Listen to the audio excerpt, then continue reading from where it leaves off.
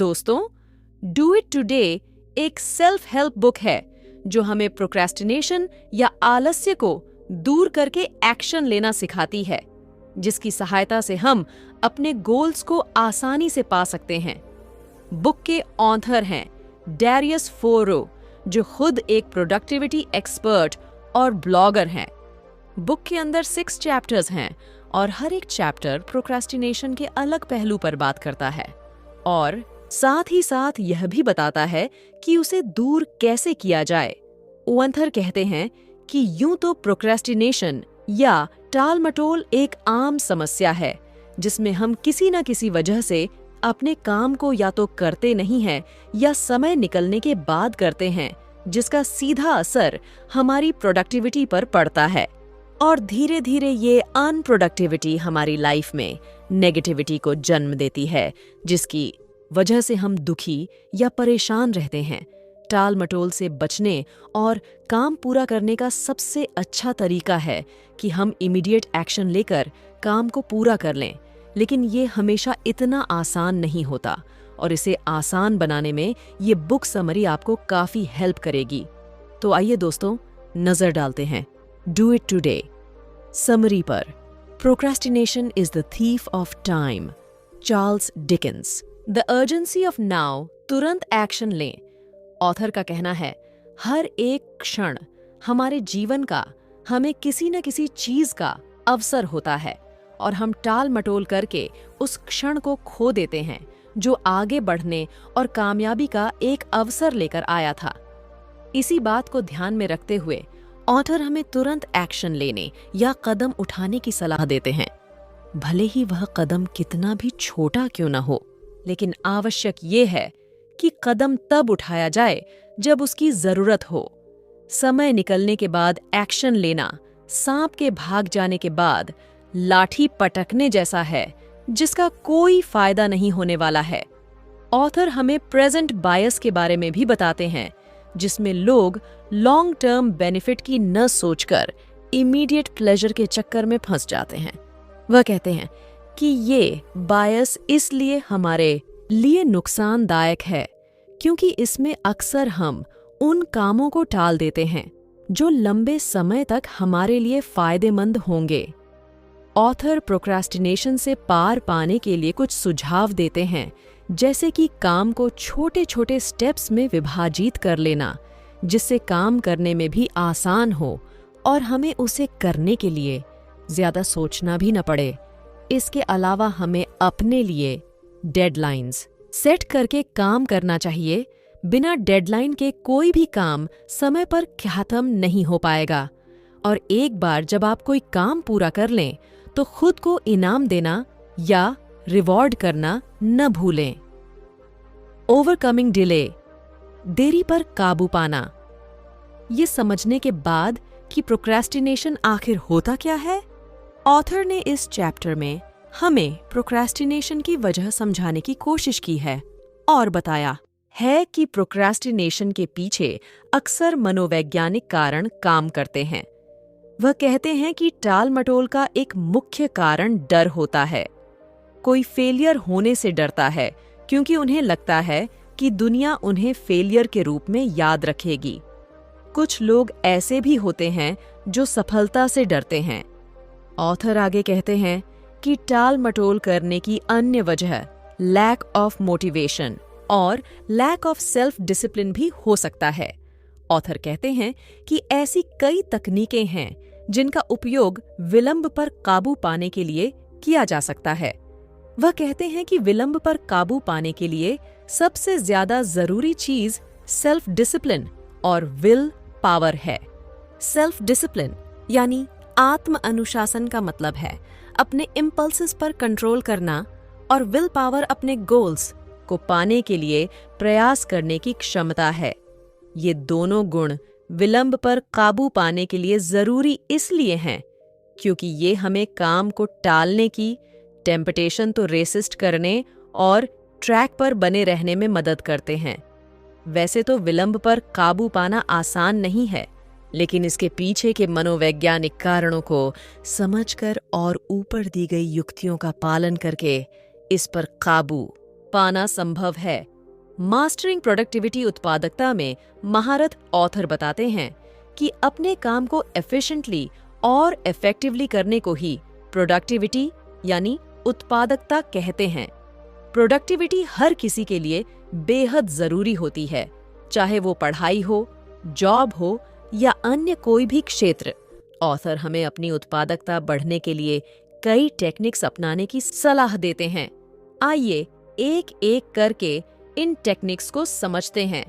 Time management, अपने समय का सदुपयोग करने को टाइम मैनेजमेंट कहते हैं। हम सबके पास एक दिन के 24 घंटे ही होते हैं, लेकिन फिर भी कुछ लोग इन 24 घंटों में औरों से ज्यादा प्रोडक्टिव इसलिए रह पाते हैं क्योंकि वो अपने टाइम को बुद्धिमानी से उपयोग करते हैं। प्राथमिकता, हमें ये पता होना चाहिए कि कौन सा काम ज्यादा जरूरी है और कौन सा काम जरूरी नहीं है। उन्हीं काम की इम्पोर्टेंस के अनुसार ही उन्हें समय देना चाहिए।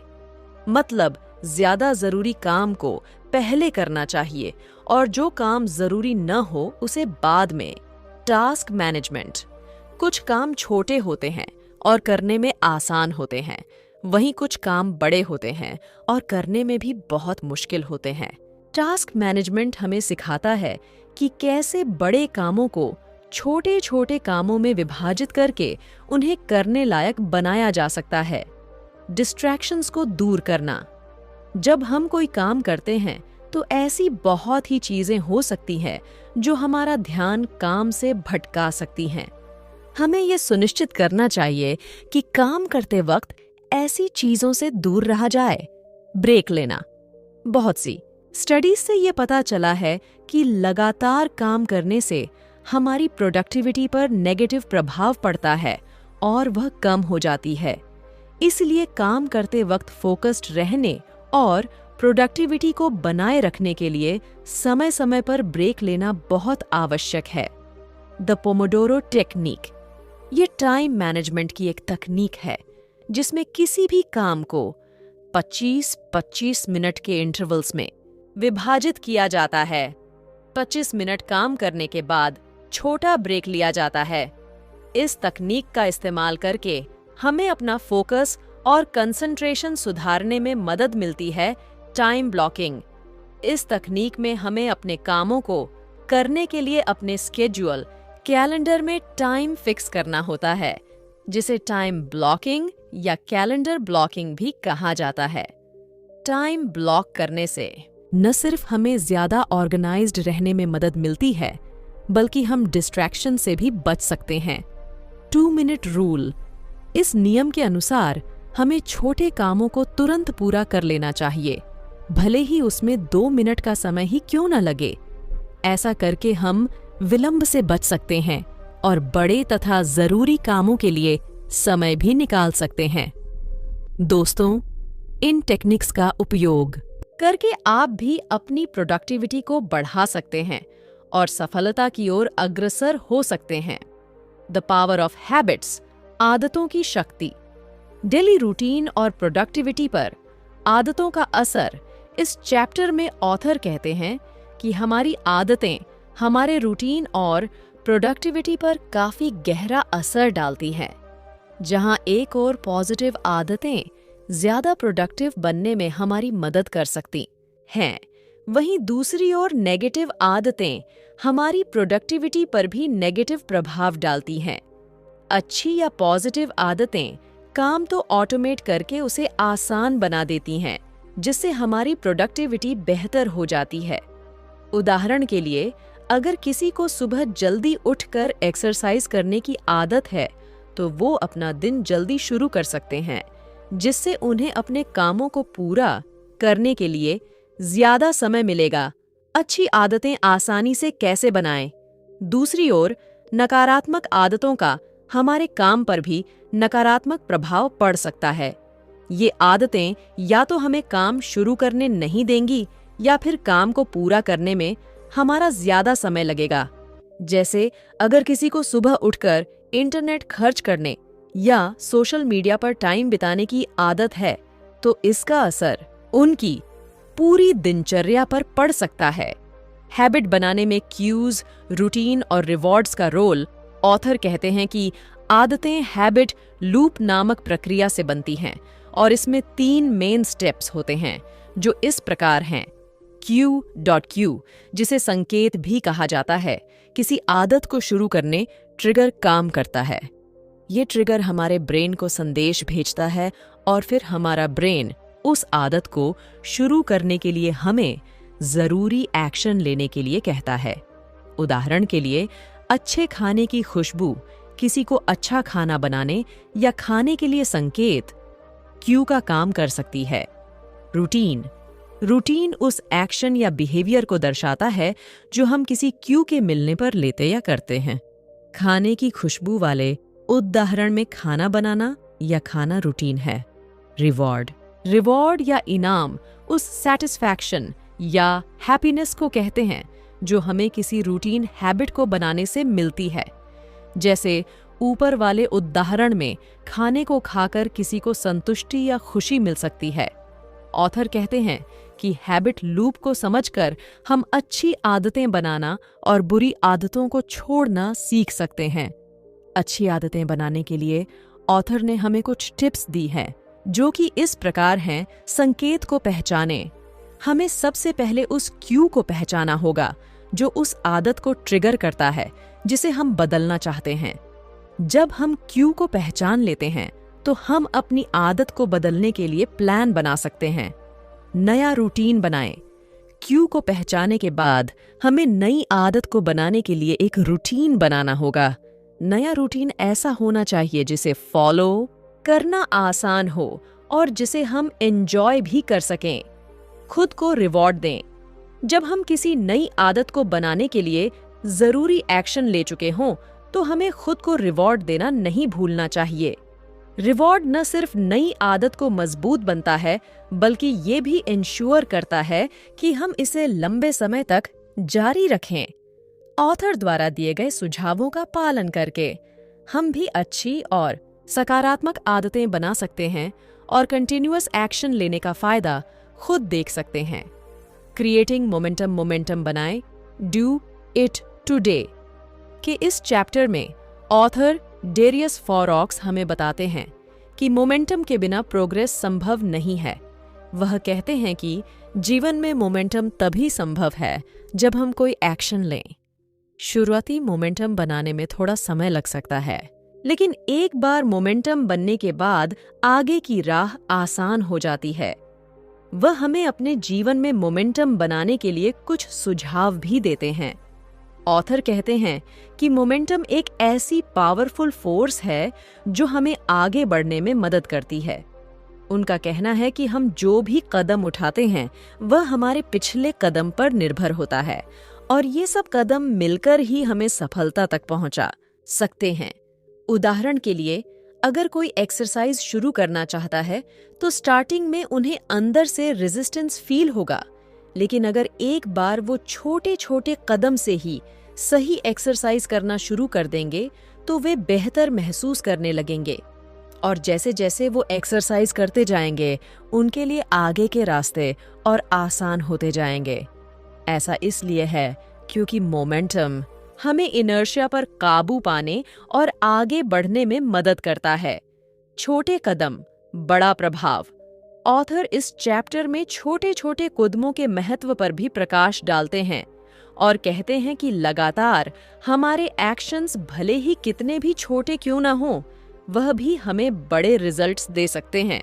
बस जरूरत है तो कंसिस्टेंसी मेंटेन करने की, यानी उन छोटे कदमों को लगातार उठाने की। वह छोटे स्टेप्स की तुलना कंपाउंड इंटरेस्ट यानी चक्रवृद्धि ब्याज से करते हैं, जिसमें कि समय के साथ निवेश की गई छोटी रकम भी बड़ी रकम में बदल सकती है। ऑथर कहते हैं कि यही बात हमारे एक्शंस पर भी लागू होता है। जब हम लगातार छोटे छोटे कदम उठाते हैं तो हम मोमेंटम बना रहे होते हैं और जैसे जैसे मोमेंटम बनता जाता है वैसे वैसे हमारे अपने गोल्स तक पहुंचने की संभावना बढ़ती जाती है। Singular focus. ऑथर मल्टीटास्किंग को गलत मानते हैं और कहते हैं कि जब हम एक साथ कई काम करने की कोशिश करते हैं तो एक भी काम ठीक तरह से नहीं कर पाते हैं।